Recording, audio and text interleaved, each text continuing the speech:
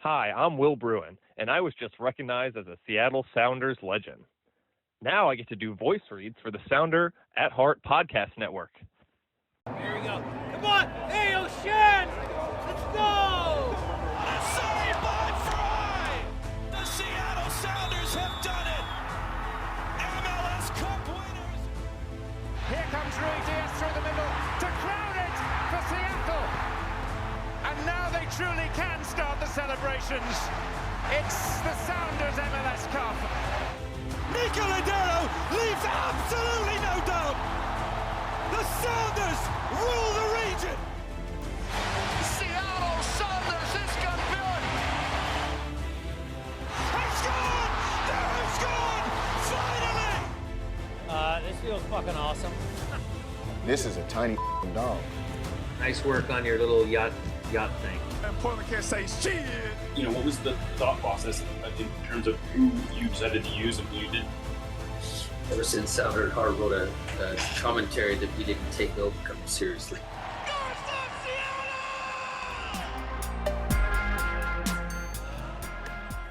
This episode of Nos Arietes is sponsored by Full Pull Wines, a Seattle-based wine retailer and proud sponsor of Nos Arietes since 2011. Full Pull was founded in 2009, is based in Seattle, and is owned and operated by longtime Sounders supporters. They offer the best boutique wines of the world to members of their mailing list, with special focus on their home, the Pacific Northwest. Welcome back to another episode of Nos Arietes, part of the Sounder at Heart podcast network, sponsored by Full Pull Wines, Hacks and Ferments, and our subscribers. We're recording on Wednesday, July 2nd, 2025. I am your host, Jeremiah Shan. Joining me today is my co-host, Aaron Campo, and our producer, Lickett. This is the mailbag for June. We're running a little late, but we are going to give a little bit of a brief recap of the Austin game, give some high-level thoughts on that. But we have a lot of questions, so we're going to spend most of the time on those. But how you doing, Aaron? This has been the longest 3 weeks of my working life. I am running on fumes, to say the least. But you know, we got a holiday coming up here, so I'm looking forward to that. And otherwise trying to ignore everything happening outside of the soccer world.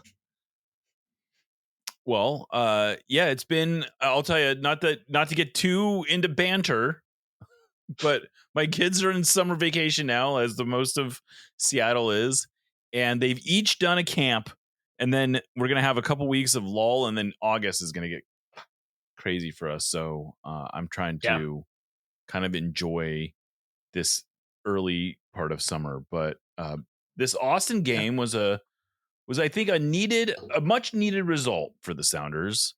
They came in, we talked a lot about last week how there was this sense of momentum building around the Sounders, even though they had lost 5 in a row. And first time in a single season the Sounders had ever lost 5 in a row. But in order to actually use that momentum, they needed to get a win against Austin, I thought.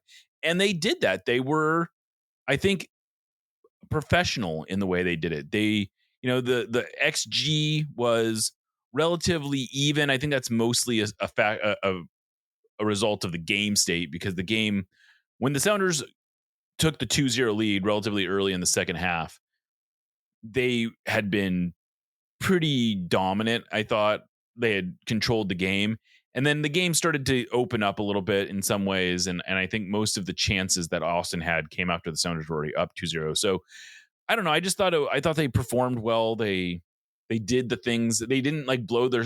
I think it was interesting in the post game locker room. It was maybe the least excited I've seen a victorious locker room in the Sounders. It was just very going about our business. They weren't mad or anything, but just not nearly as high. And I think that's to be understood, because I think they were sort of coming off this really exciting period in the Club World Cup, and beating Austin just didn't have the same juice. But I don't think that showed in the performance. Yeah, I think that they looked like a team that knew they were better than the opponent, which has not always been the case. It's been a complaint I've had about this team for off and on periods for as long as I've been a Sounders fan. But I think especially the last couple of years when they've struggled. They play teams that they're clearly better than, and they don't seem to understand that. And I think just they did what they needed to do, and they, I wasn't in the locker room obviously, but I think that that's a decent mindset to be in, right? To look like that you should beat Boston at home. And I think it's got to be really hard to go to the Club World Cup and play PSG and play Atletico Madrid and not be outclassed and feel any other way than, well, we should beat Austin FC at home. Like that's not a good team. Yeah. And I'm glad you mentioned the XG, because it gives me a chance to talk about my favorite subject, which is single game XG and how it's how misleading it can be. And I think that this game is a great example of it. I thought the Sounders were very clearly the better team up until they got the second goal. Austin's expected goals came on 11 shots, one of which was on target. And I think that just kind of it's an additive thing, right? If you take 11 low XG shots, that's going to add up, right? You're gonna get close to that one mark, which is where they ended up. And if you take your chances, you don't need to keep taking bad shots and trying to force something to make something happen. You can hang on to possession. But I was very pleased with the performance. I think it was exactly the kind of performance they needed, and yeah, it felt good. It felt like you need more than one win, especially against a bad team at home, and to feel like the things are back on the right track. But I feel confident that they will be now, right? I feel pretty good about the direction of the rest of the season. Yeah, I think they're gonna have a much better test against Columbus this Sunday. The game's going to be actually the Sunday Night Soccer kind of featured game of the week on Apple TV. But I think that's going to be a much better test. It's but it's a game that they should win. But the most encouraging thing I thought from this game is there was some potential for it to be sort of a face-planty game. Alex Roldan was forced to play center back. They had they only had one natural center back available. That was Jackson Reagan. And I got to say, I think Jackson Reagan has been very good since the Club World Cup. And he looked very good in this game as well. He had a couple actually decent looks at goal even. But Alex, I thought, was really good at center back. So good that I almost would be open to the idea of him playing there more often. Maybe not, I'm not saying he should be displacing Yeimar or Kim Ki-hee or even Stuart Hawkins, but I appreciated the way he played there. I thought he looked very confident. And I think some of that is Austin was a good matchup for him, especially at home. Austin does not want to have the ball a lot. They didn't put him under a lot of pressure, but Brandon Vasquez is a big boy. He's a dangerous player. Austin has some dangerous players. They just didn't look very dangerous in this game at all. No, they didn't. I thought that the Sounders really, really controlled the game. I think that I was also impressed with Alex, so I'm not trying to neg him or take anything away from this performance because I thought he was great. And I agree with you. I think it's really nice to know that he's got that in the toolbox. But I think the Sounders did such a good job of controlling the game in pretty much every other phase that it did make his life easier. I think that if the Sounders are getting overrun in the midfield, that's a much tougher assignment for Alex. It's a much tougher assignment for anybody, right? But I just think it speaks to the performance of the whole team, right? That Austin really wasn't able to exploit a potential matchup advantage there. But he did play really well, and I think the game state allowed him to do things that he's really good at in possession, and give the Sounders a slightly different look at center back, which could really come in handy in certain game states. If they've got a situation where they want to get some more attacking talent on the field, chasing a goal. Having Alex slide back into center back could be a really valuable thing to have. Having somebody like Alex and Jackson Reagan back there able to start attacks, it would be a really beneficial thing to exploit if the opportunity arises, I think. Yeah, the other player who I think it deserves, I think we can both say that Obed Vargas, Christian Roldan were again very good. They were probably the key to sort of shielding Alex from having to do anything. But the other player who I was pretty happy with up until he sort of fell apart there at the end was Reed Baker Whiting, who, he wasn't great, but I think he again showed why people are intrigued by him playing more. It's not that he does anything so spectacularly well. It's just that he's a good connector. He's a strong defender. Now, he picked up 2 pretty dumb yellow cards. He didn't need to handle the ball that he handled, and then he definitely didn't need to sort of go, like, he ends up leaving his foot in, which is the most frustrating part of that tackle that gets him sent off, is that if he just goes in on the tackle, he's probably fine, but then he sort of like threw his leg up to impede the run, and that's what gets him the yellow, I think. And I just want him to be smarter. That's the second time he's been sent off with 2 yellow cards. I think that's the only 2 times he's ever been ejected from a game. So, I don't want to over index on this being a thing that he does, but it is notable that both times he picked up both cards in quick succession, late in games where he was pushing himself beyond where he has he has not played a lot of 90-minute games. And, and so I don't know, but I think the solve for that is you got to kind of you just got to let him keep playing 90 minutes. Yeah, I mean, I agree with you 100%. I think that I can live with mistakes like these from a kid his age with his experience level. I really like what he brings to the field. I think that people at this point know how I feel about Nuhu. I didn't see anything in this game that made me think, I don't know, maybe he's not ready yet for more minutes. And I mean, I thought it's unfortunate. I felt really bad for him because I think as soon as the whistle went, you could see in his body language he realized what he had done and that he was gone. And I do feel bad for him, but that's a learning experience. I'm glad that it happened when the Sounders were up 2-0 and cruising. That definitely makes it a little bit easier to stomach. So, you live and you learn. If he's still making mistakes like that with consistency, next season, after getting a lot more minutes, then that's a problem. But I think at this point, he just looks like a young guy who, as you said, sometimes loses his head when he's trying to push himself late in games. Yeah, and I guess I should add, he did play 90 minutes against Atletico Madrid. So, it's not like this is completely foreign to him. He has he does have a one other 90-minute performance this year.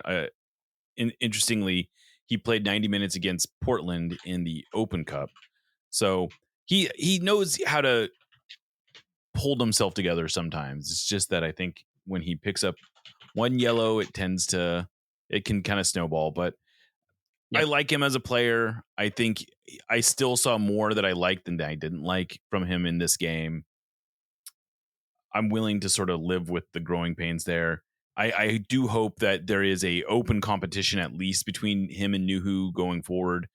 Nuhu, the thing that kills me about Nuhu is that the mistakes he makes so often are completely mental, checking out type of mistakes that I don't know that, he's a veteran player. He shouldn't never be making those types of mistakes. And yet he does it with remarkable regularity. And, I just don't know that he doesn't do enough to overcome them, I guess, is in my mind. And maybe, I don't know, maybe that's unfair, but I just want to see more of a competition there between those two players. Did anything else from this game sort of stand out to you as worthy of note? Yeah, I mean, not really. Aside from the 2 obvious ones of Jesus Ferreira, maybe looks like he's starting to put things together. I think that's I think his best performance for the I think Sounders. so. I thought he was really pulling the strings in the first half. Scored a great goal, the kind of goal that I don't think he has the confidence to score a month ago, 6 weeks ago, which is I think it's a good sign. And also that I don't think Danny Masovsky, I don't think there's anything he could do to displace Jordan Morris as the starting forward once Jordan is 90 minutes fit, fully healthy.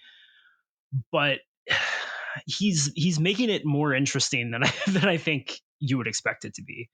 And I think that the really nice thing about that is that it allows them to be a little more conservative with getting Jordan back.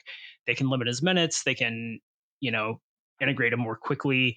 They can maybe give him a little more time off, down the stretch as we get into summer. In Leagues Cup, maybe you don't feel like you have to start him ever unless you get into the playoff stage. That's just, I think, a really, really welcome outcome, because it wasn't that long ago that we were talking about the Sounders have got to do something about the backup forward spot. They're not getting any production out of Jesus at that spot. They're not getting any, Lord knows they're not going to get any production out of Musovsky. And now, I mean, he's putting up Will Bruin type numbers as a backup forward. Yeah, he's got six goals in MLS play and 7 goals overall. Those are, you'll take those from your backup striker, I think, any day.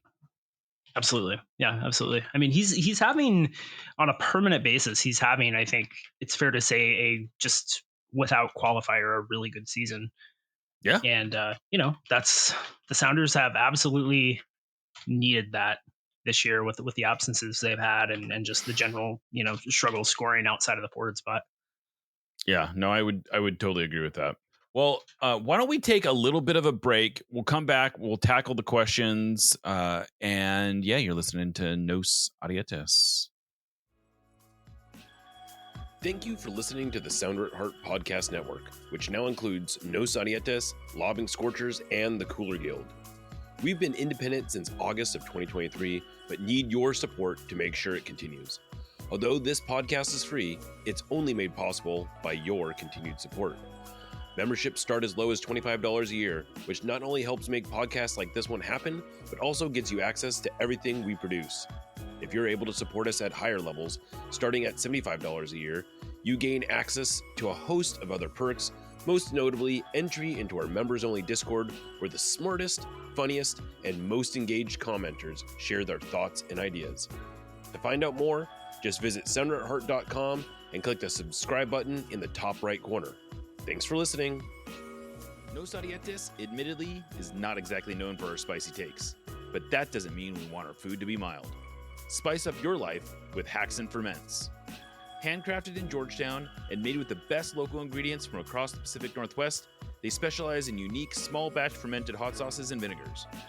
Hacks and Ferments brings bold flavors and natural fermentation together for something truly special. Whether you're a heat seeker or just looking to elevate your cooking, you'll find something you love at hacksandferments.com. That's HAXANFERMENTS.com. And right now, if you use the code SOUNDERATHEART, that's all one word, at checkout, you will get a free hot sauce with your order. Again, go to hacksandferments.com, use the code SOUNDERATHEART at checkout for a free hot sauce with your order. Hacks and Ferments is a proud sponsor of the Sounder at Heart Podcast Network.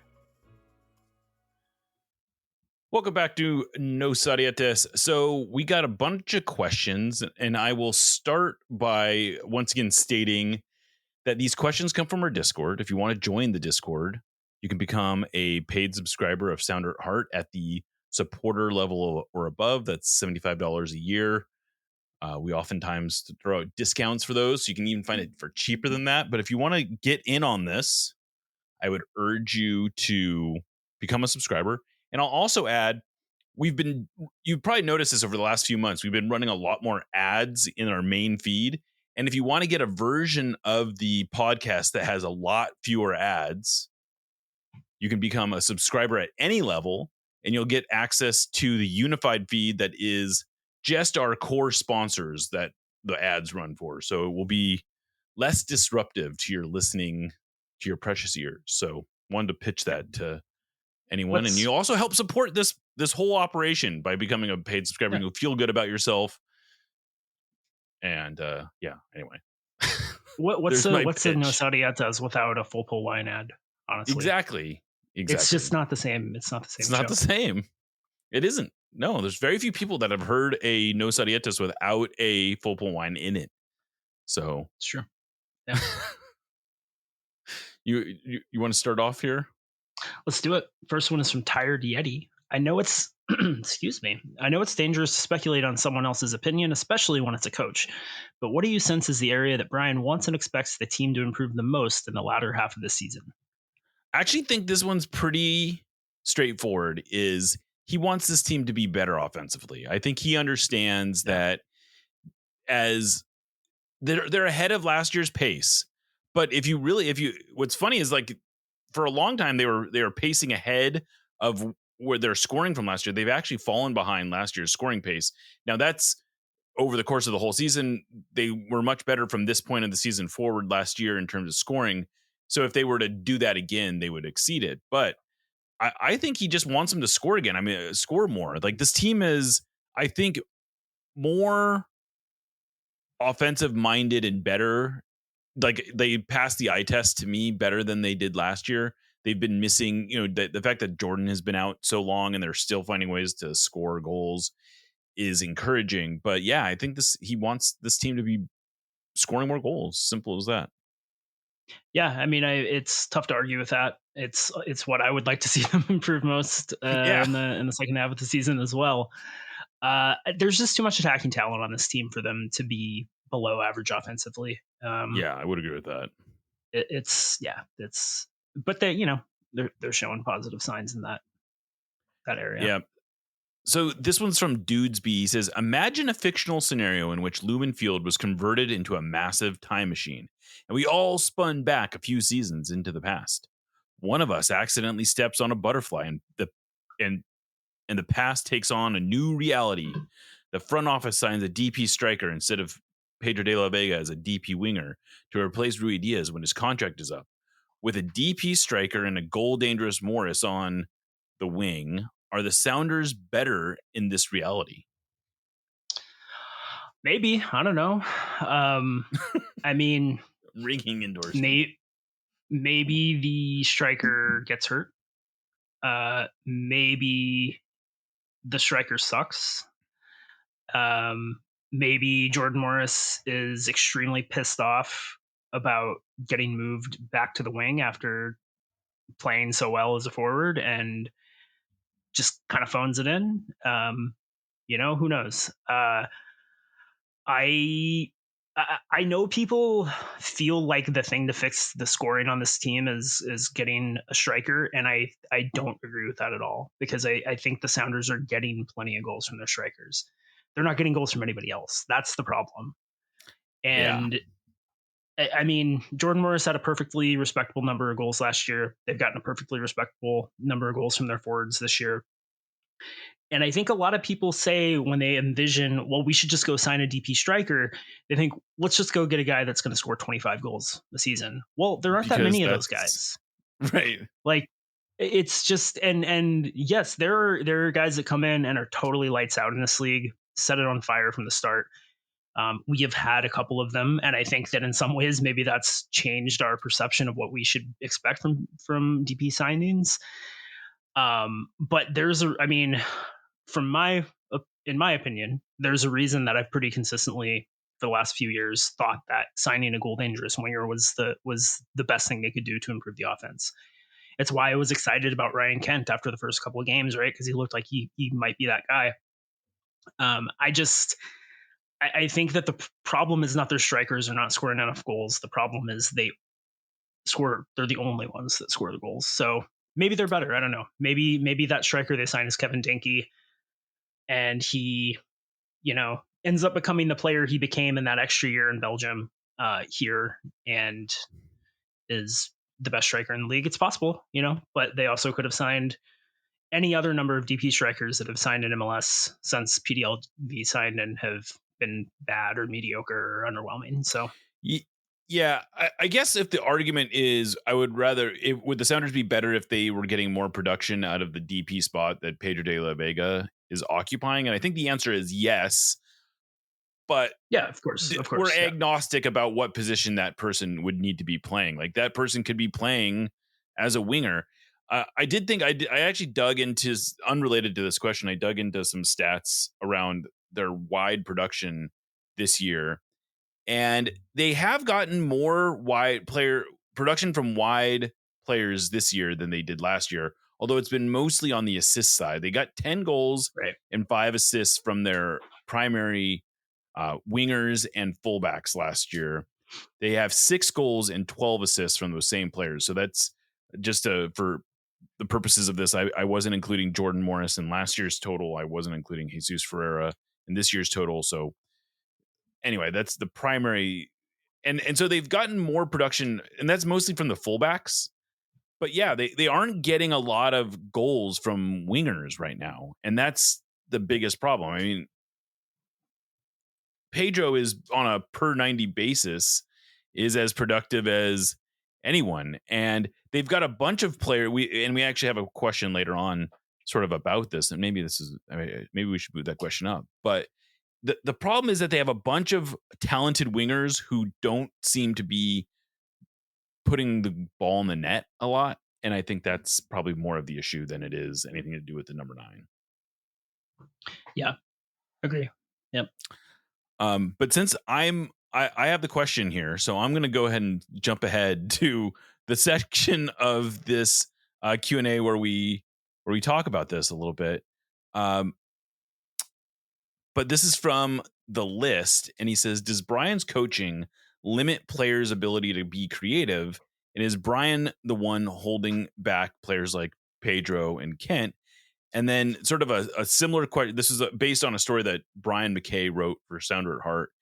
And so I'll throw this in there. Twimberly 23 had a similar question about, after reading that article, he was wondering if we should switch to a 3-4-2-1, as that seems like it gets a little bit more out of the attacking players that we have. Yeah, so I don't know that I'm willing to say that Brian is holding back creative players necessarily. I like that article that Brian wrote. I thought it was good. I think there's some really interesting points raised in it. I don't think I'm willing to say that it is a Brian Schmetzer problem, that it's purely a tactical problem. I think that there is a problem there somewhere, right? I think that there is something real there that's at least worth thinking about, considering, but I don't know what it is. And I don't think we have enough of a sample size and enough evidence to say for sure. I personally, I understand why they moved to the 4-2-3-1 when they did. I think that they were kind of forced into it. I think circumstances kind of forced their hand. I think those circumstances have changed, and I would really like to see them move back to a more attacking shape.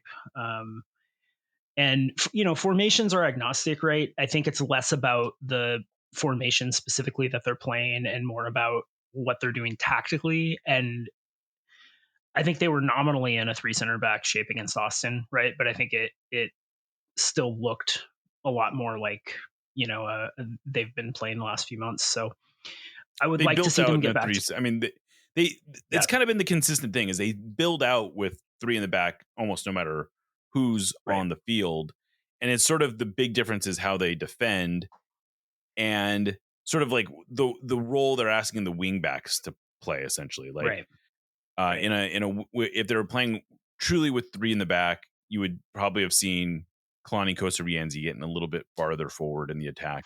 Although there were times where he was the farthest player forward on the right side, so it is, I don't know. It's, I don't know what the answer is, I guess. I think one of the things that Brian identified in this story was that Schmetzer seems to really like wingers who are I'm putting air quote, the correct foot. So he likes right-footed players on the right side and left-footed players on the left side. And we do see that playing out a lot. We've seen we've seen Pedro de la Vega used almost exclusively on the right, even though he's had some real creative moments on the left. We've seen Jesus Ferreira has been mostly deployed on the right when he's on the wing. Ryan Kent almost exclusively had been deployed on the left. So the one player who isn't really being used that way is Paul Rothrock, and he's been sort of allowed to move around on either side. I do think it's interesting that Paul Rothrock seems to be the player who is sort of like has to be on the field at all times. I thought he was a really interesting wingback option when he was playing as a wingback early in the season. I think that I understand what he does, and there's also some questions about this, but I don't know. I don't know what the answer is either. How to unlock the creative players, because it does feel like there's enough talent out there. Like if you look at Georgie Manungu, Ryan Kent, Paul Rothrock, Pedro de la Vega, Jesus Ferreira, like there should be goals there, right? There should be a 10-goal scorer in there somewhere, I think. Yeah, I agree. And it's, I will say that I'm not willing to go so far as to say Brian Schmetzer is holding back creative players, because we've seen creative players flourish Right. under Brian Yeah. Schmetzer. I will say that I think the tactics the Sounders are using this year and for lots of last season are conservative in the attacking phase. And it is more about not allowing yourself to get countered. And so creative players have maybe less opportunity to take chances. And you can, that's not necessarily the wrong decision. Systemically, like, you can have a system that demands a little bit more discipline, if you want to use a loaded word, and still have it be really effective. But I do think that it's going to limit what you can do creatively taking on guys. Yeah, I also think on sub level, you probably need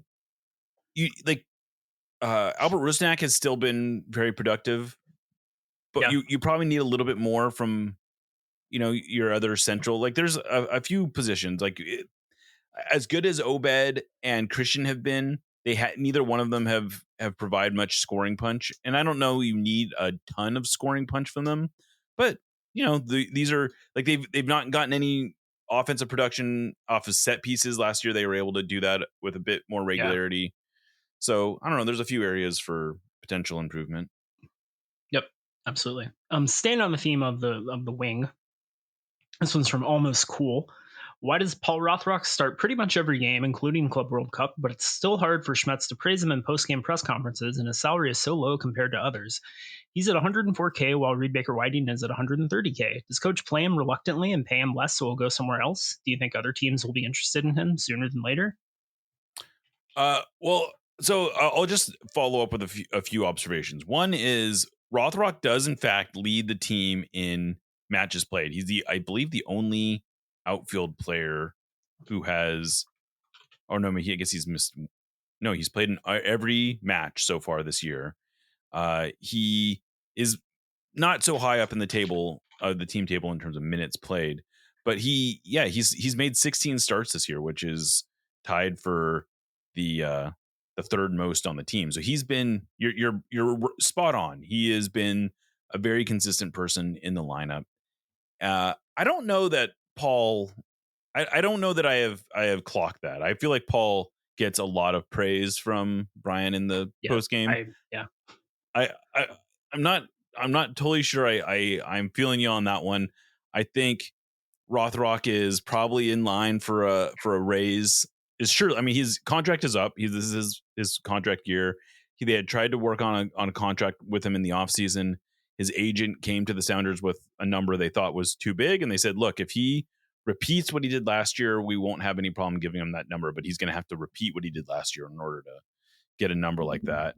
And he might, it looks like that could end up happening. I wouldn't rule that out. But he's not a free agent, so that doesn't give him a whole lot of flexibility.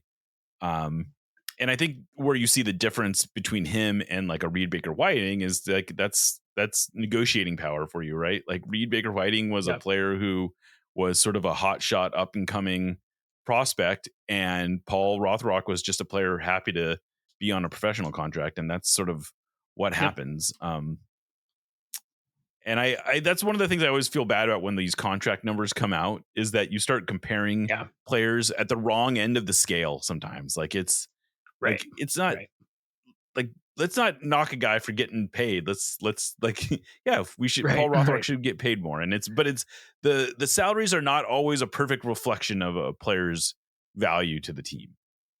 Yeah, agree. I like Paul Rothrock a lot. I'm very glad he's on the team. I think he's a really fantastic guy to have on your roster. I think he can be a solid rotational guy on a championship team, no problem. I'm going to throw some numbers out here. Paul Rothrock, for non-penalty expected goals per 90, 28th percentile amongst attacking midfielders and wingers. Expected assists, 62nd percentile amongst attacking midfielders and wingers. Now, you said, the Sounders said if he can repeat what he did last year, we're happy to give him that number. So last year, Paul Rothrock played 1,316 minutes. He had 4.2 expected goals, 3.3 expected assists. He had 5 goals total, 2 assists total, right, in real terms, which are going to be the ones that determine his contract. This year, he has played 66 fewer minutes, 1,250 minutes, 2 goals, 3 assists, 1.7 expected goals, 1.7 expected assists, 1.6 expected assists. So he's not been as good as he was last year. Yeah. That's, and again, those numbers, those rate stats are fine for a rotational guy. I do not understand why he is getting.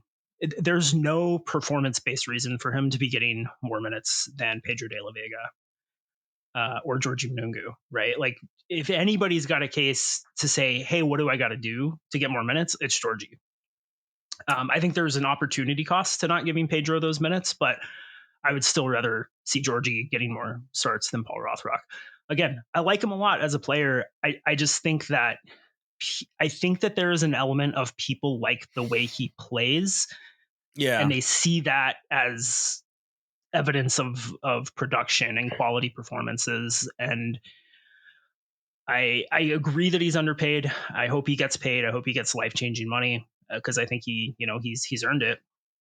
But I do think I think at times we can get a little over our skis with exactly how much he is contributing and how much value he has to the team. I would also say that I think he's got a really important place on this team, and I think he's sort of being used as a you've got to beat this guy out type of figure. Yeah. Like, I think he's like that would be my guess, is that Brian likes the way he shows up to training every day, the way he likes the effort he puts into the game, and he's telling these, and I think he's probably, I don't think this is even being harsh on him. I think the reality is that of the 5 wingers that the Sounders have sort of competing for these 2 spots, he's the least talented of them. I think it's like on just a raw ability, but it's up to those players to beat him out. And so on that hand, I don't mind how much time he's getting, because I think one of those players has to just show maybe it's Ryan Kent, maybe it's Pedro de la Vega, maybe it's Georgie Munungu. One of them, though, has to sort of take the position by the neck and just say, no, this is going to be my spot. And and they're totally, there is value in that, right? I should be clear, because I don't think I was as clear as I would have liked to be. I think that Paul has earned the starts he's getting, in the sense that nobody has beaten him out. You're right. Like, nobody has shown that they're going to produce You're not more. saying he's been gifted these starts sort of unfairly. I'm saying that Pedro de la Vega and Ryan Kent are the guys that you would expect to be starting, and they got their opportunities and they didn't take advantage of them. And Paul Rothrock does everything he's asked, and that's just reality sometimes, right? Like,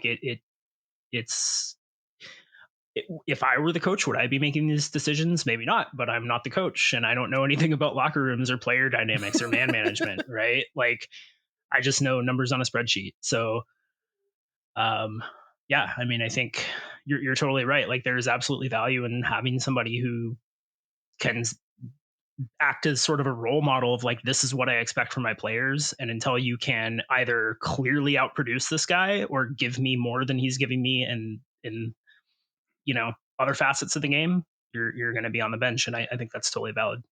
Yeah. All right. This one's from Dorcas. He says, at the beginning of the season, the Sounders were considered the deepest team in the league. Fast forward to now, what did the roster build for depth get right? What did it get wrong? What does the future hold? I think from a purely depth perspective, I don't think you can have any real criticism of this team.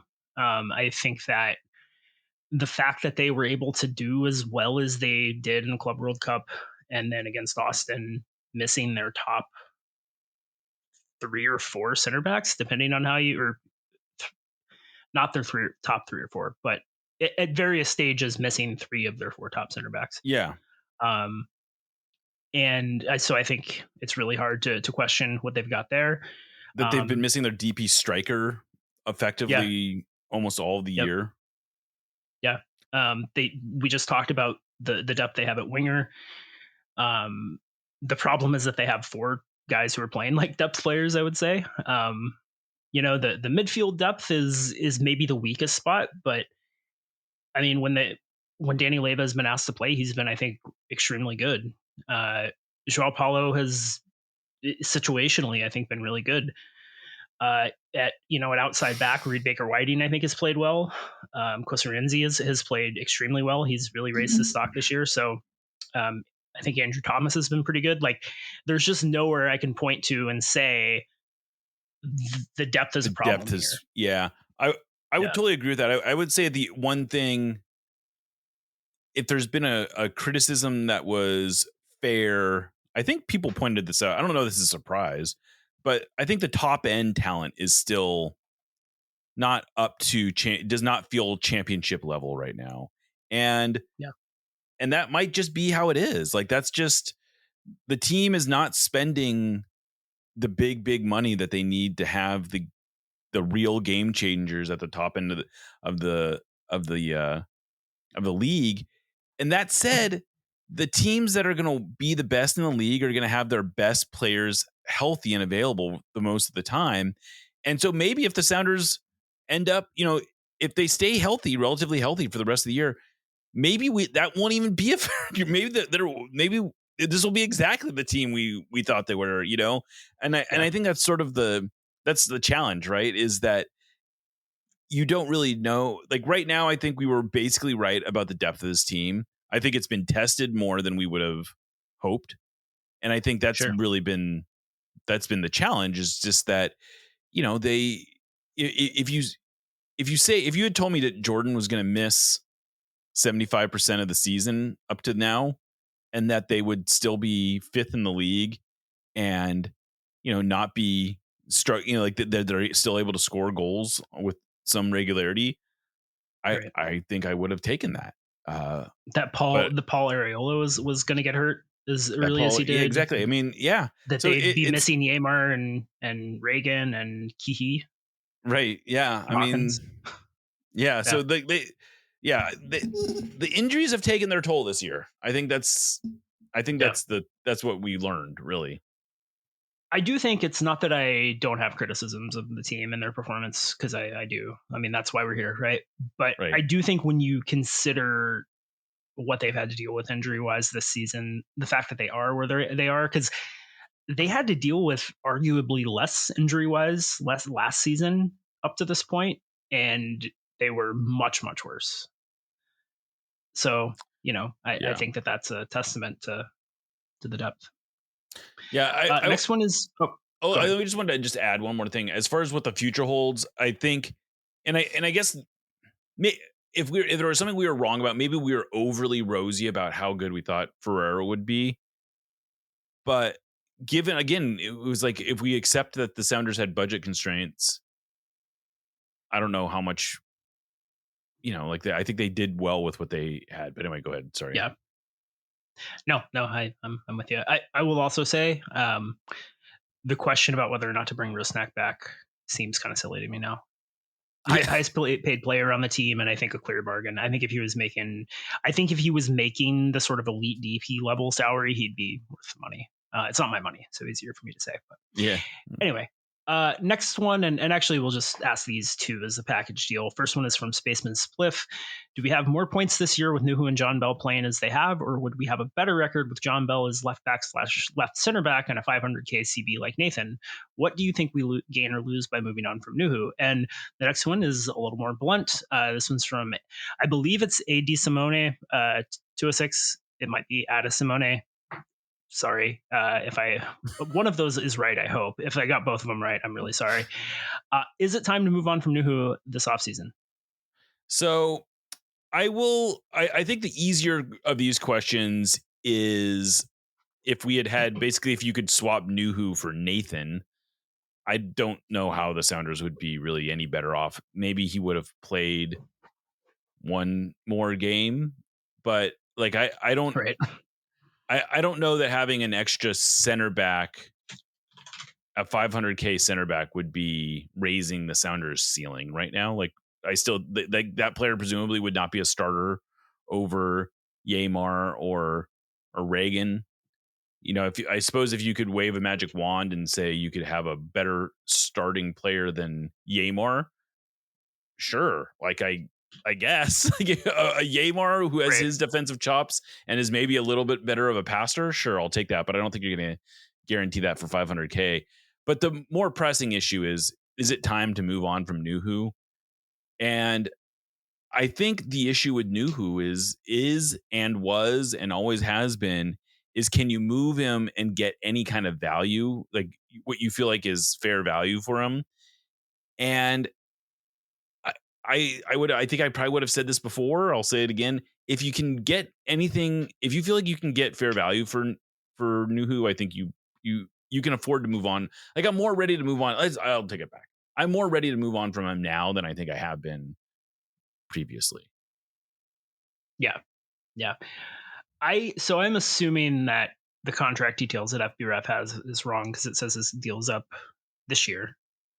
I'm assuming he has an option. Let's we have that information on. You keep talking, and I'll look this up. I will also, just to bounce back to Spaceman's Bliss question. I think the more interesting question. Okay, that's what I figured.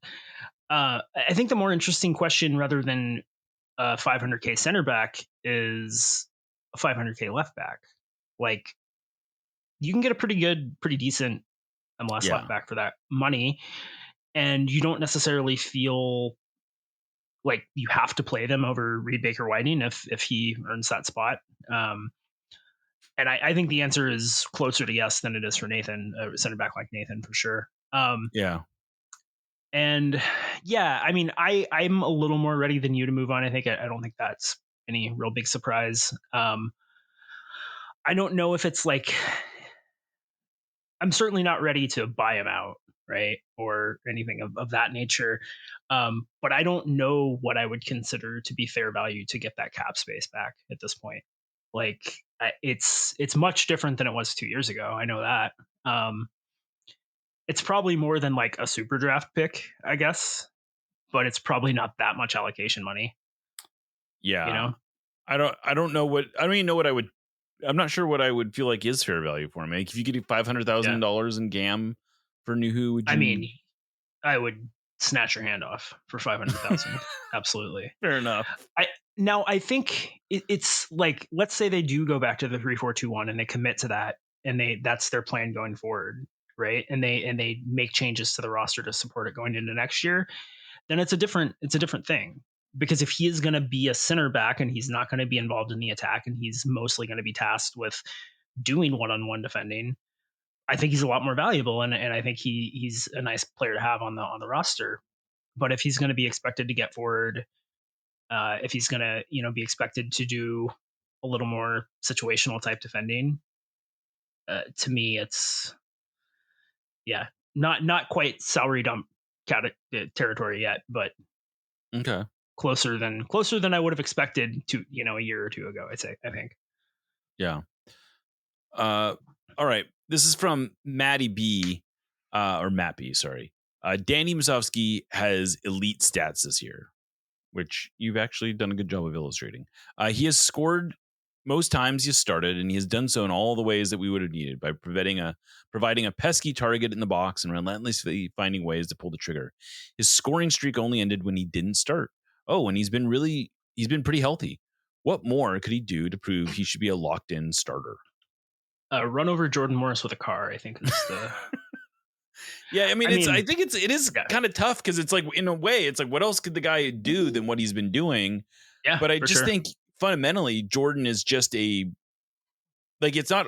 I don't think it's that hard to explain that when you watch Jordan play, you can see how he changes the game in ways that Musovski doesn't. Even if he's not I think what Jordan provides is an ability to affect the game when he's not scoring, and Musovski's value is really it's really his ability to score.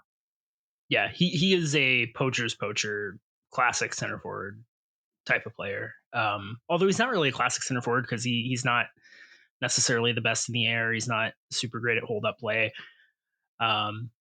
He really is a poacher. And I think that on a team, let's say, you have a team where you have to DP wingers who are going to score a decent number of goals, and really all you need out of your strikers to bang in rebounds and such.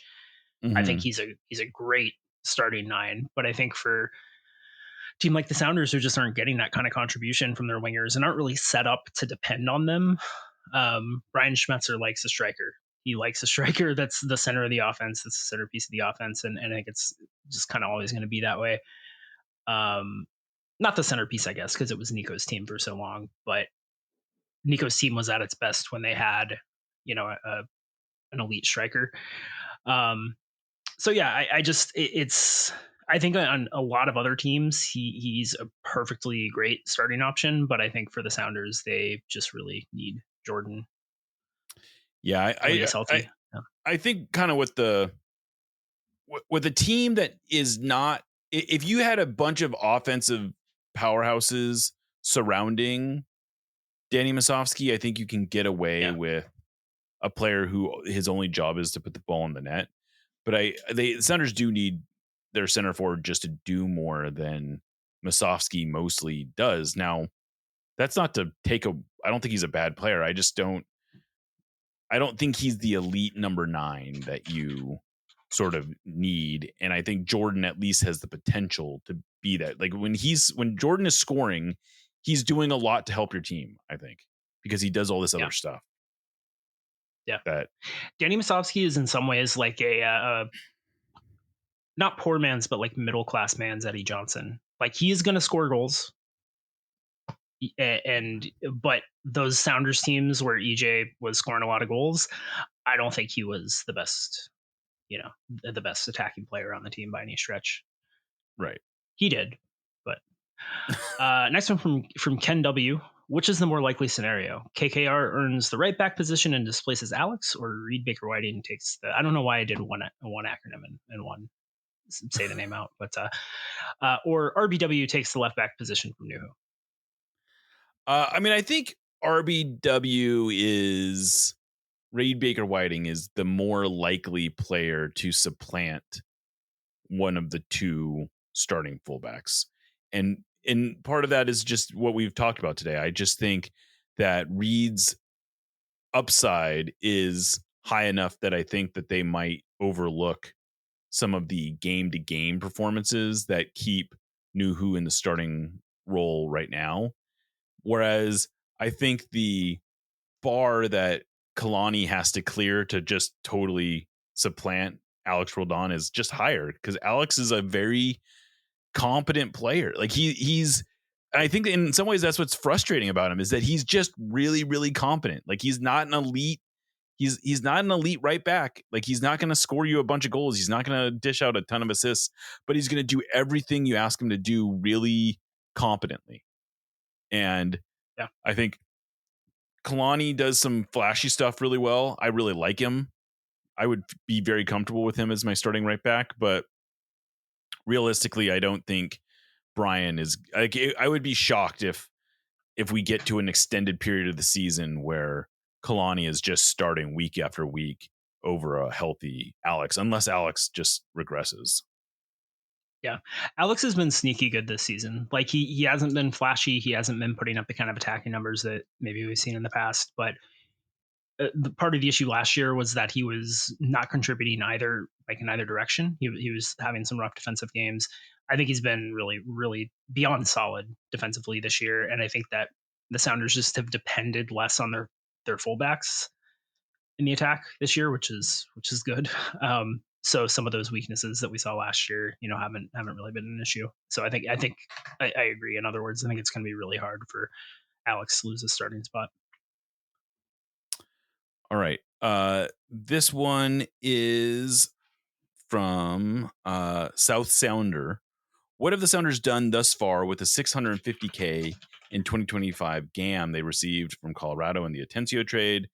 And then there was sort of some related questions that I may as well dump in with all this, because it's sort of talking about money. But Matt B is wondering what the Sounders are going to do with the Club World Cup money. And Magua 33 is talking about, well, maybe that we'll get into that one. That seems a little bit more separate. But yeah, I don't know. What the Sounders have some salary cap space. They do. I guess is the answer. And I hope to God they use it. I mean, it really is. I think last year it was more pressing because the team sucked. At this point in the season, the team they just stank out loud, and that's not the case this year. But it would almost be more annoying if they didn't use it this year, because last year I think you could make the case. It's like, well, what's even the point? Like, right? Let's just open up the cap space and leave it. This year, it feels like if they had another piece that could really contribute, that they could potentially make a run at something. Now, I'm sure Adrian would say, well, we stunk last year at this point, and then we didn't sign anybody, and we almost made MLS Cup. So why should we spend the money? Which, fair enough, I guess. I mean, but yeah, I hope they use it. Yeah, and the reason I put it together with this is because they are, not only do they have salary cap space, they have about $1.2 million of salary cap space right now, and some of that money I'm sure will be rolled into next year, and that's not a crazy thing to do. But they have more than enough salary cap space to sign a U22 and maybe even sign another veteran if they want to do.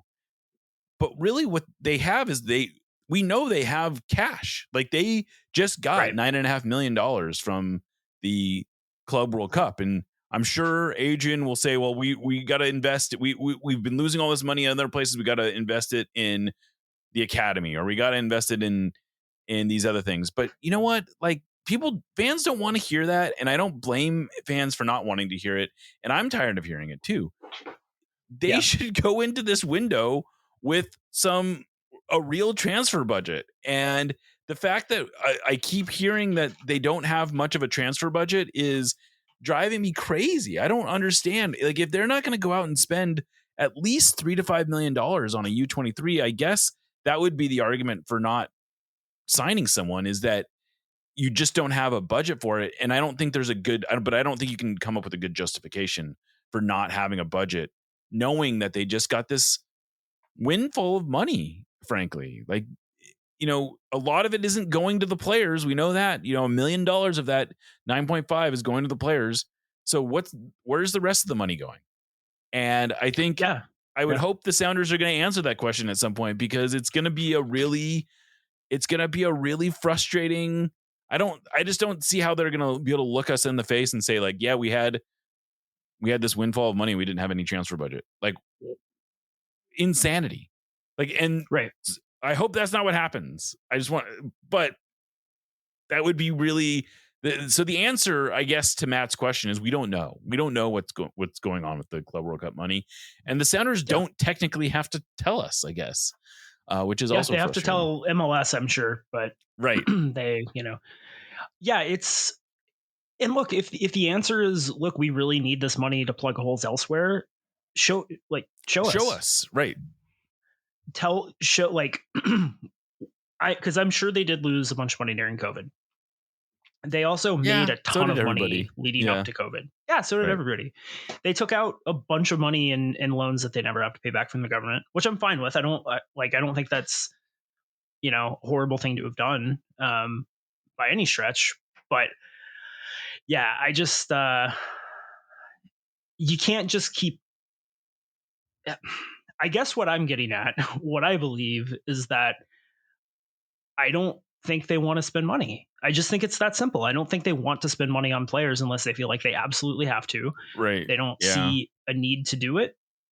They're not like this. You always hear, well, we're not going to spend money just to spend money. We're not going to spend money just to spend money.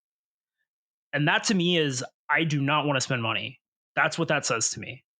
Like, what do you mean I don't want to spend money just to spend money? What are you talking about? You're not spending money you're spending money to make the roster better, to make the team, to give yourself a better chance at winning games. That's the whole point of what we're doing here.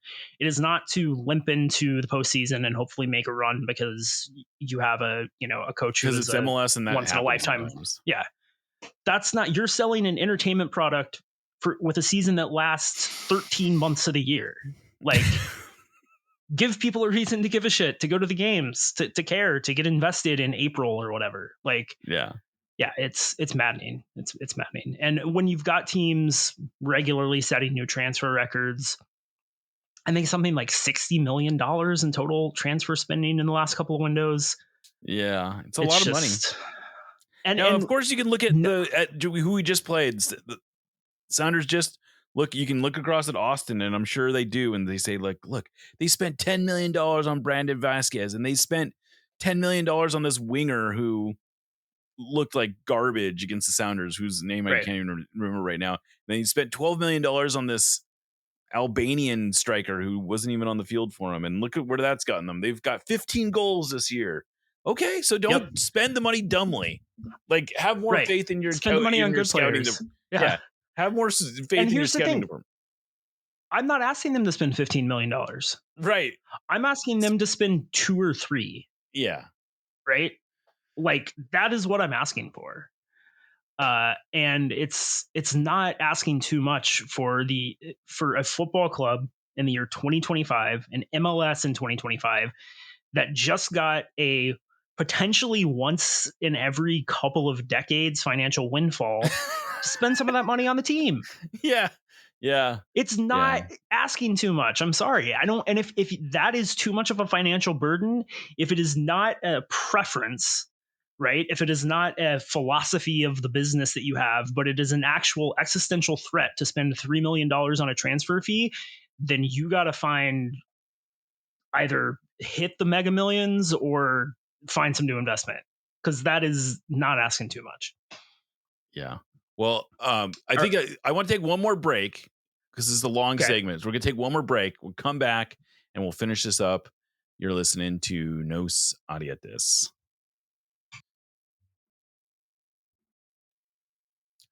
All right, welcome back to Nos Audietis. Hopefully you enjoyed those ads, and I'll just remind you that if you didn't appreciate those ads, you could have just become a subscriber to Sounder at Heart and listen to us on our more ad-free segment, and you would have been able to avoid them. So there's an encouragement for you to either, if you're already a subscriber, go subscribe to the private RSS feed.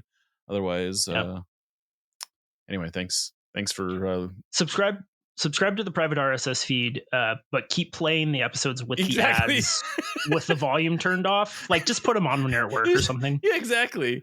Yeah. No one's watching you. Yeah. Right. We do get credit for every time those ads play. So I don't want to undermine ourselves too much. But anyway. Yeah. Go all ahead. right. Next question is from Magua33. Early in the season, I was eagerly awaiting the windfall of cash that we'd be able to reinvest in a roster with the seemingly impending sale of Obed. The more I've thought about this, I wonder if it would just be a net negative on our roster. Could we even replace him given our current roster construction? No open DP spots, up against the cap, and Obed not hitting our cap. Feels like any Obed sale would just mean more money for the team/owners, but have little to no impact on our ability to bring in players or help our roster. If you were playing GM, are you selling, or would it take Obed to almost kick the door down and force his way out? This is actually a really good point. And I think that we sometimes overlook this reality is that Mog was right. Like, the reality is that the Sounders trade or were to get $10 million for Obed right now and move him at, whenever in the summer. Really, all they've done is they've had a net loss of one of the best young players in the league. And the reality is that they can't really maximize the return on that, because sure, they could go out and sign a U22, but like we said, they should already have money in the budget for that. So maybe they could add an extra U22, but that, even best case scenario, that U22 is not going to immediately fill the hole left by Obed. And so really the dream scenario, I think, is that you find someone to buy Obed at the price that you want to sell him for, and they loan him back to you for the rest of the year, kind of like the DeAndre Yedlin situation. I don't know how realistic that is, but yeah, I mean, I think what we should probably all be rooting for is that Obed continues to ball out, and then in the winter he gets moved, because then in the winter you have a lot more flexibility about what you can do with that. Because then you could potentially create an open DP spot if you wanted to. Right. But yeah, like the way the roster is set up right now they don't have the ability to totally maximize on a sale from Obed. Yeah, I mean, I think that's definitely true. I think I actually don't think the idea of selling him and getting him back on loan is that far fetched, because I think that the kind of money the Sounders are looking for is a little harder to find from the clubs of the caliber Obed would be landing at. Like they're out there. There are clubs where Obed could go in and be a starter or a regular rotational player or whatever right away. But I think more likely it's going to be bigger clubs who like his potential, who are going to loan him out anyway. Kind of like the Yedlin and Tottenham situation. I can definitely see a team in Spain or France that views him as a guy for a year or two down the line. But they want to, they want him to keep developing somewhere else because they don't have the minutes for him. Saying like, yeah, we just want to have him. We want to have his rights, but you can have him the rest of the year. And that would be obviously ideal. Selling him in the winter would be second best. But I do think the point is a great one, right? I don't blame anyone for being skeptical of what would happen with that money. I think even if they sell Obed and all of that money goes into something like the academy or, enhanced scouting budgets, whatever it is, stuff that I do think is beneficial that can really help the team in the long run. I don't blame anybody for saying, no, I want you to spend money, to bring players in. But I think that ultimately you have to sell Obed as a proof of concept. Yeah. Because like if your academy is going to be a profit center, which is really, I mean, maybe not the ultimate goal. I think the Sounders view their academy as more of a cheap source of talent, right? Which is totally valid as well. But I do think if you're trying to convince players of a higher caliber to come to your academy versus an academy in somewhere else, or potentially like a player who would have the ability to go play at an academy in Europe for dual citizenship reasons or whatever it is, you have to be able to point to a success story, right? And it can't be DeAndre Edlin because that was 10 years ago and he didn't really come to the academy. Can't be Jordan Morris. I think that right. So yeah, I think that it's just like it's important to do for one because Obed's going to go play somewhere else and you want to get money for him. But for two, to kind of say like, look, we produced this kid. We found him in Alaska, plays for the Mexican national team. He's playing in Europe now. Like I think that's a pretty compelling story to tell a 14-year-old's parents. Yeah. I just want to add something about Obed. I was curious. So Atletico just bought Johnny Cardoso for $35 million. Now, granted, he was playing at Real Betis, so they a little bit more of a proof of concept. They're buying a little bit more of a known quantity. But man, it's funny if you compare his radar chart to Obed just like kind of blows him out of the water, frankly, in a lot of ways. Now, different levels of, I realize it's not apples to apples comparison, but man, it does make me realize that there's money for a player like Obed in the transfer world. Cardoso's essentially 40 years older than Vargas too. But yeah, you can definitely see how, why players or why coaches and talent evaluators like Obed so much. All right. No, go ahead. No, go. Well, I was just going to say, I feel like sometimes when people watch Obed, they expect him to be like the best player on the team. And that's not really the point with Obed. The point is that he is as good as he is, and he is 19. So, right. Yeah. All right. Well, this one's from R. Shearer. The League's Cup is really hard to get out of the playoffs. And if we want, we can talk about that a little bit too. But it's possible that a team wins all three group matches and doesn't even get to the knockout stage of the tournament. How should the Sounders handle the last two matches if they lose the first one against Cruz Azul? Experiment players in position. And I'll just, in case people forgot, just to kind of give some framework for this. The League's Cup is going to a different format. It's kind of similar to what they called the Swiss system, I believe. It's kind of like similar to the European Champions League and Europa League competitions where the Sounders are in the MLS group, but they play all teams against they're drawn against teams from Liga MX, Liga MX, and only the top 4 MLS teams and the top 4 Liga MX teams advance out of the 18 that are playing in this. So it's a kind of a crazy, like, it's great that they're going to play 3 games against Liga MX teams, but like you almost have to go. I mean, I would think 7 points is probably the least amount of points you're going to be able to get out of that phase of the game.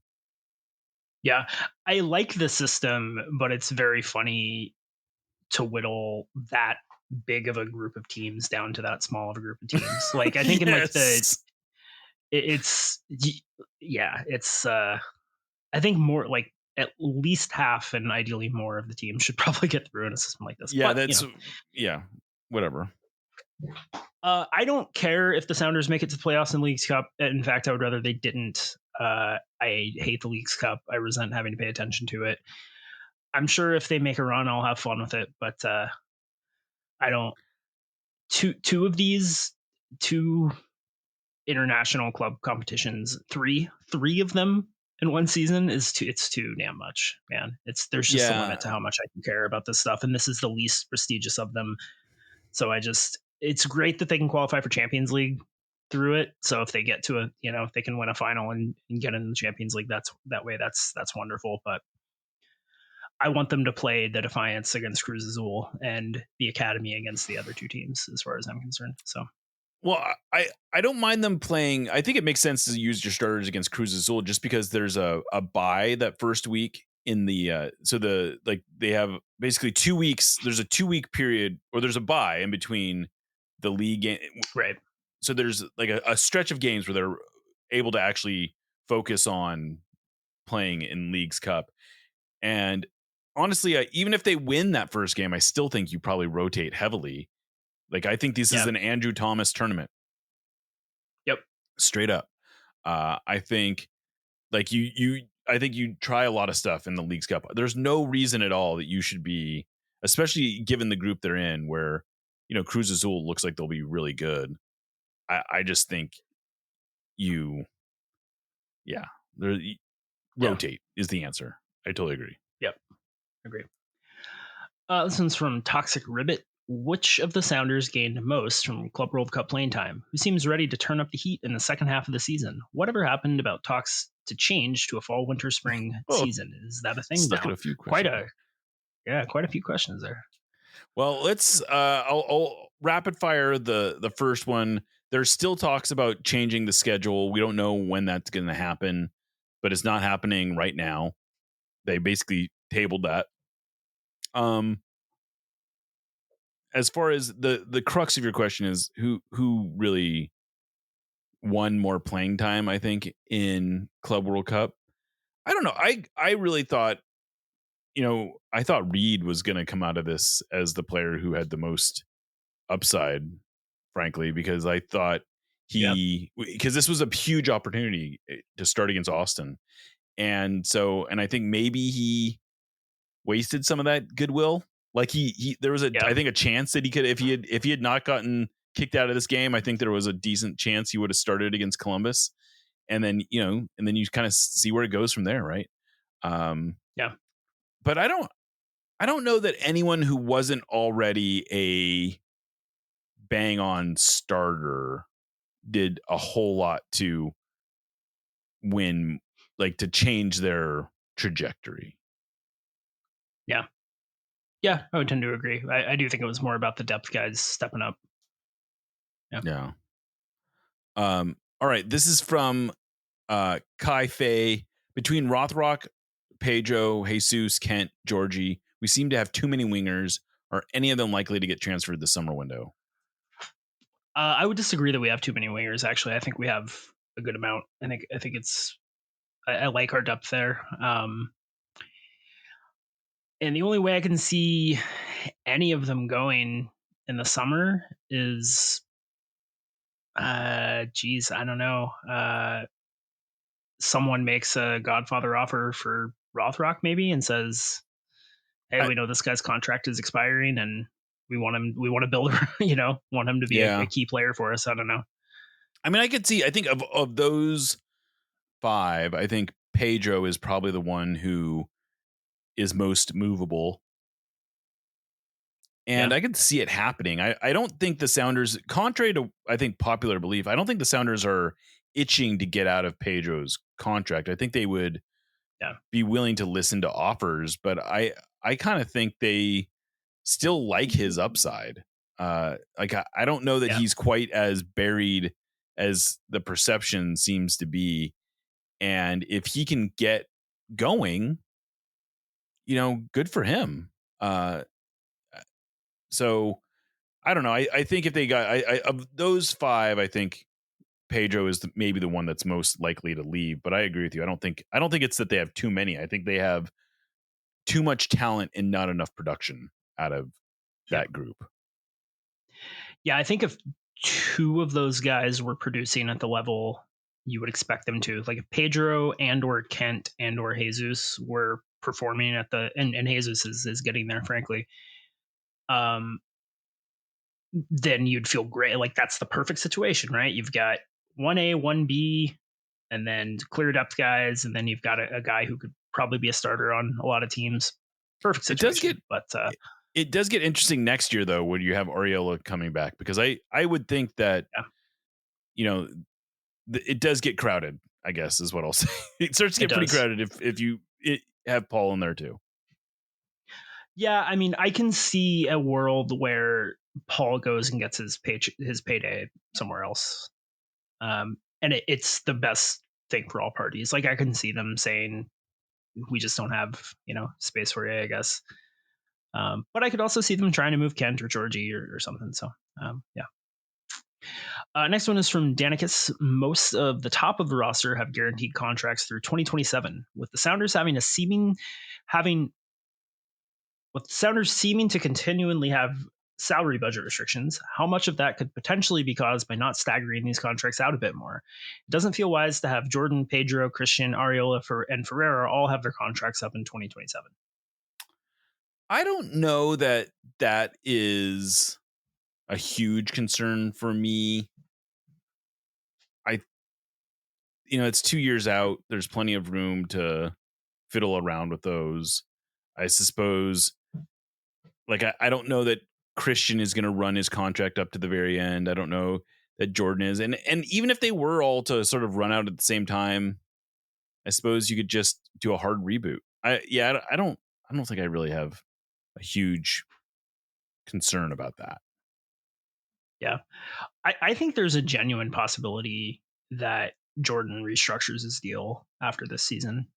Like I would not be shocked at all to see something like that happen, and he dips back below the DP threshold for more guaranteed money over a longer time frame. So that's one thing. I think Rusnak's contract is his is 2026, right? Yes. But yeah, he might actually have an option for. Well, I can look it up right now. I think it was 2 plus an option. But yeah, I would much rather have a bunch of guys expiring at once than have Rusnak's option is for 27. Yeah. Okay. Yeah. I would much rather have a bunch of guys whose contracts expire at once than have a situation where you've got to eat kind of a dead cap space like we did with Ruidiaz last year and Ladera the year before. I think that's a worse situation to me. So, yeah. I mean, the reality is you kind of have to plan a few years out. Like you just have to do it. That's the way it goes. Yeah. All right. This is from Spaceman Spliff. How badly does Pedro need to play / not make the pitch before we move him off of a DP spot for 2026? If that happens, does Craig have any budget to bring in a new DP that will actually start most of our games? I think that the more we've talked about this throughout the show in various ways tonight, I am more convinced than ever that Pedro is not playing as a motivational tool. I really am starting to think that it's more that about trying to get him into a headspace to win that job, that starting job. So I think it's less about the performances because Pedro has been statistically of the Kent, Rothrock, De La Vega triumvirate. He's statistically been the best of those three, I believe, in most ways. I like the way he plays. I like the way he plays defense. He presses really, really effectively. Obviously, that's not the biggest thing you're looking for from your DP winger, but I think that it speaks to his desire to see the field and to play more. So yeah, I think that at some point he's probably going to get a run of starts, and hopefully he can take advantage of them. I mean, if he keeps up this level of production through the rest of the season, and he doesn't show like signs of having taken a step forward just from an eye test perspective, I mean, I think it's probably a conversation that they have to have. You probably have more insight to how the organization feels about him, and you kind of alluded to the fact that maybe they're higher on him than the fan base is at this point. I'm still very high on him. I still think he's going to, in the end up being a really good player and prove to be a good investment, but he certainly needs to start showing that soon if these questions are going to go away. Yeah, I mean, I would say if he falls further down, like if he's playing less in the second half of the season than in the first half of the season, I would think moving him becomes a pretty big point of emphasis in the offseason. Yeah. But if he's playing, if he stays steady, I don't know that he's going to get, I don't know if they're going to, I don't know. We'll see.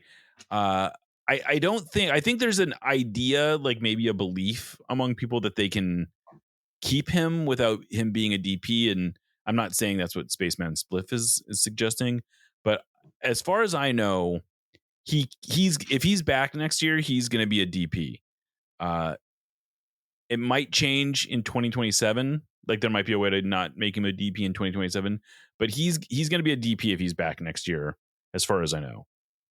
So, yeah, I mean, I would think that if he, again, I think that's probably a good mark, is that if he's slipping down the depth chart from where he is now, I would think that's a good sign that they probably will be trying to move him. Yeah. And then I don't know if I don't know what I will say this, if they have to be in a situation where they buy him out, I don't think they're going to suddenly have budget to replace him. Like that's, like they didn't buy out Raul. I really I don't know that they're going to buy out Pedro. Like I don't see that happening.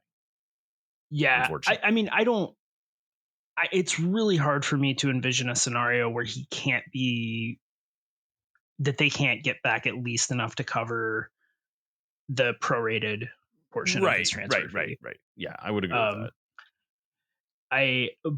I am fairly confident, assuming they don't have to eat a ton of money. I am reasonably confident that Adrian would actually make money available or I should say the club, because it's not, it's the club's money, not Adrian's necessarily, but that there would be money available for a DP transfer fee if need be. I think they would prioritize free agents. I think they would try to find a free agent first. I don't think they would be spending the kind of money I think people would hope for them to be spending. I don't think the Sounders are ever going to be spending the equivalent of $20 million transfer fees. I just don't think it's going to happen as long as they have the current business model that they do. But I think there would be a budget for a transfer fee if they felt like they had to do it. Yeah. Yeah. All right. Last question from Dorcas.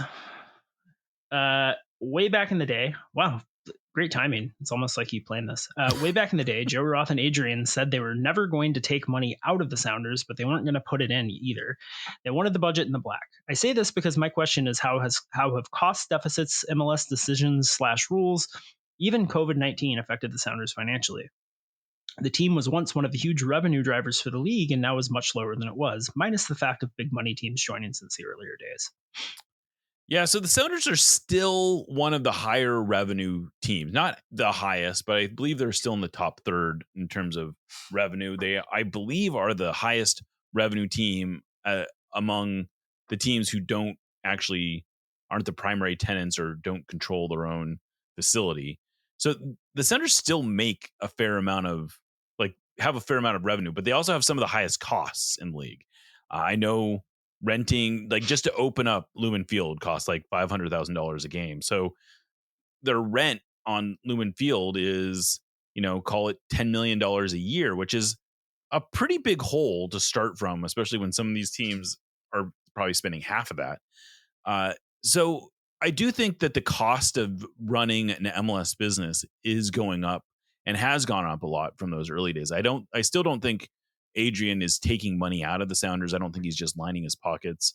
I think they probably still try to run about even, but that is also why I think we're not seeing big transfers, is because they can't really afford to make big transfers and still, basically run a break-even business. Like, they would have to go into the red quite a bit more if they were to spend more on transfers.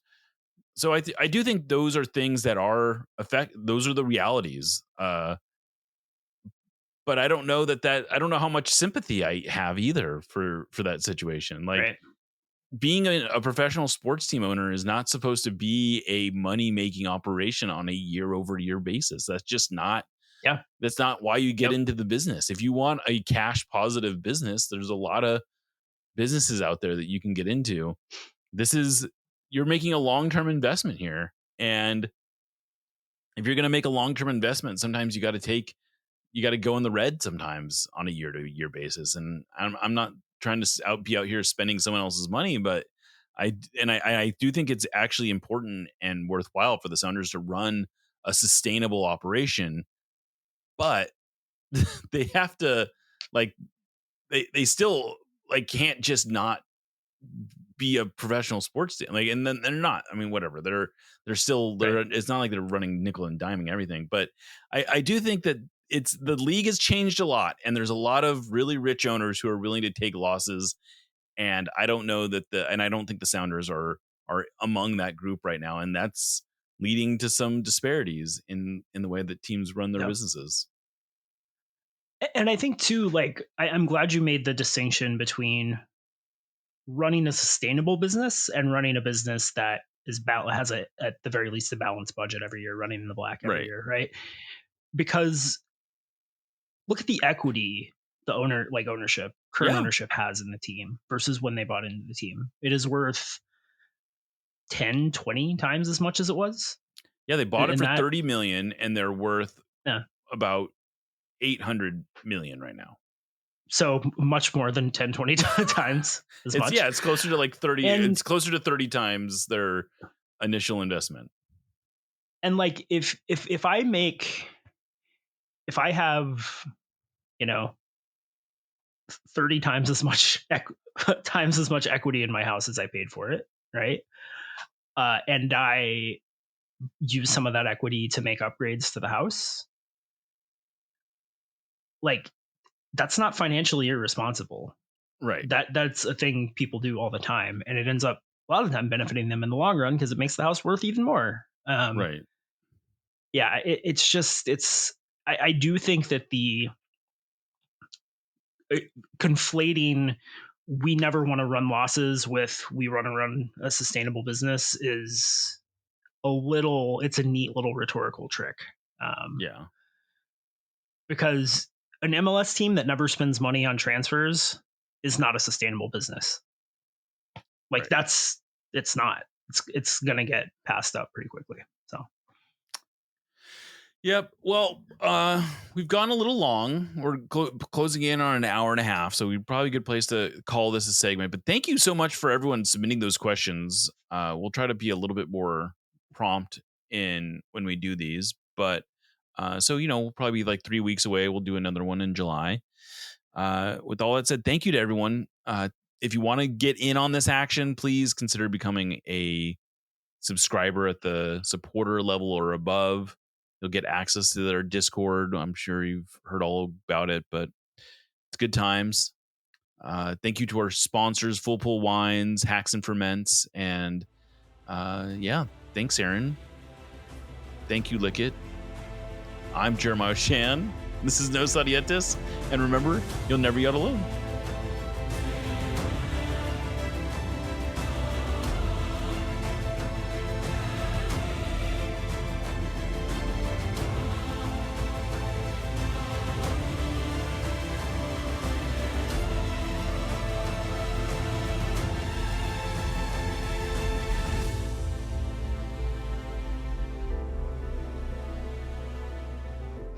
I expect a LAFC who's motivated to prove themselves at home, to prove to their fans that they're capable of winning in this league.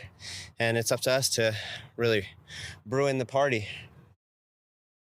I feel a lot better than Bob.